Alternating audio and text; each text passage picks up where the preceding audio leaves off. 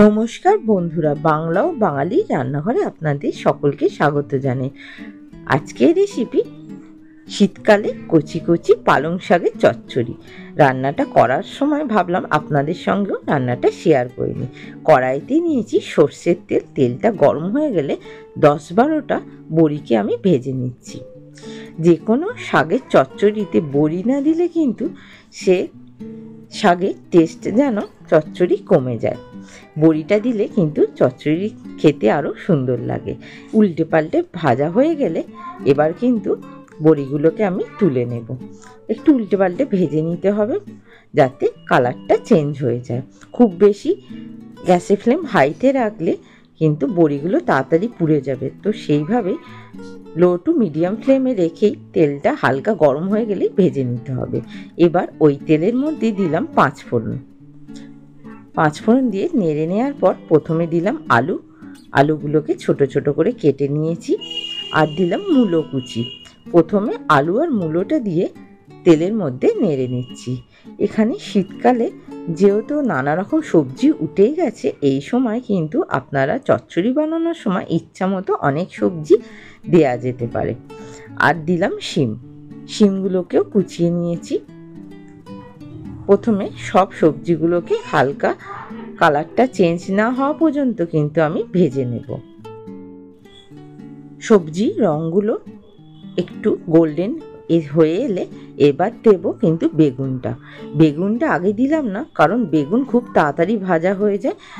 যদি প্রথমেই বেগুন দেওয়া হয়ে যায় তাহলে কিন্তু বেগুনটা তরকারি হতে হতে পুরো গলে যাবে, ওই জন্য বেগুনটা একটু পরে দিলাম। এবার সবগুলোকে ভালো করে নেড়ে নিচ্ছি।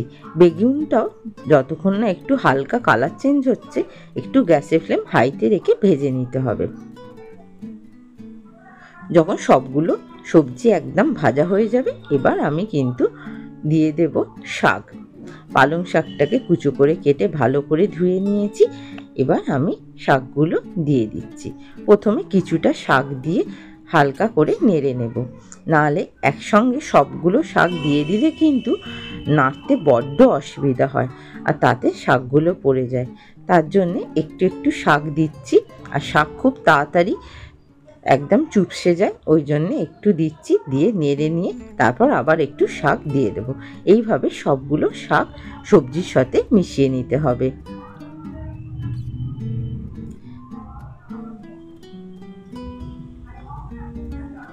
এবার শাকের মধ্যে দিয়ে দেব প্রথমে হলুদ গুঁড়ো আর দিয়ে দিচ্ছি স্বাদ অনুসারে নুন। আর একটা জিনিস দেবো, সেটা হলো চিনি দিলে কিন্তু পালং শাকের টেস্ট আরও বেশি বেড়ে যায়। চিনির পরিমাণটা একটু আমি বেশি রেখেছি, তাতে টেস্ট আরও কিন্তু সুন্দর লাগে পালং শাকে। আপনারাও এইভাবে পালং শাকের চচ্চড়ি করে দেখবেন, খেতে কিন্তু খুবই সুন্দর লাগে। আর লঙ্কা। এবার আমি পালং শাক বাকি দিয়ে দিচ্ছি। দিয়ে ভালো করে একবার নেড়ে নিয়ে চাপা দিয়ে গ্যাসের ফ্লেম লোতে করে দেবো যতক্ষণ না শাকটা আর সবজিগুলো গলে যায়। একবার খুলে বড়িগুলোকে আমি ভেঙে দিয়ে দিচ্ছি। আপনারা চাইলে গোটা দিতে পারেন, কিন্তু ভেঙে দিলে বড়িগুলো আরও বেশি ভালো লাগে খেতে। সবার পাতেই কিন্তু তাতে বড়িটাও পড়ে। এবার আমি একবার নেড়ে নিচ্ছি। জলটা যতক্ষণ না একদম মরে যাচ্ছে ততক্ষণ কিন্তু আমি চাপা দিয়ে রাখবো। এই সময় যদি দেখি আলুটা গলে গেছে তাহলে কিন্তু গ্যাসের ফ্লেম হাইতে রেখে দিতে হবে। আলুটা ভালো মতো গলে গেছে, গ্যাসের ফ্লেম হাইতে রেখে চাপা দিয়ে দেব। এবার কাঁচা লঙ্কা 4খানা কুচিয়ে আমি দিয়ে দিলাম। দিয়ে গ্যাসের ফ্লেম হাইতে রেখে ভালো করে শাকটাকে নেড়ে নিচ্ছি যতক্ষণ না শাকটার জল একদম মরে যায়। আর শাকটাও কিন্তু ভালো মতো যাতে চচ্চড়িটা মাখা মাখা হয়ে যায় ততক্ষণ একটু গ্যাসের ফ্লেম হাইতে রেখে নেড়ে নিতে হবে। ব্যাস, আজকে কিন্তু শাক চচ্চড়ি, পালং শাকের চচ্চড়ি একদম রেডি হয়ে গেছে।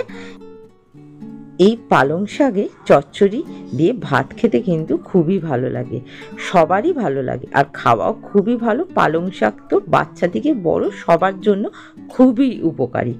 তো আজকের ভিডিওটা কেমন লাগলো নিশ্চয়ই জানাবেন কমেন্টে, আর ভালো লাগলে একটা লাইক করে দেবেন, তার সঙ্গে চ্যানেলটা সাবস্ক্রাইব করে বেল আইকনটা প্রেস করে দেবেন।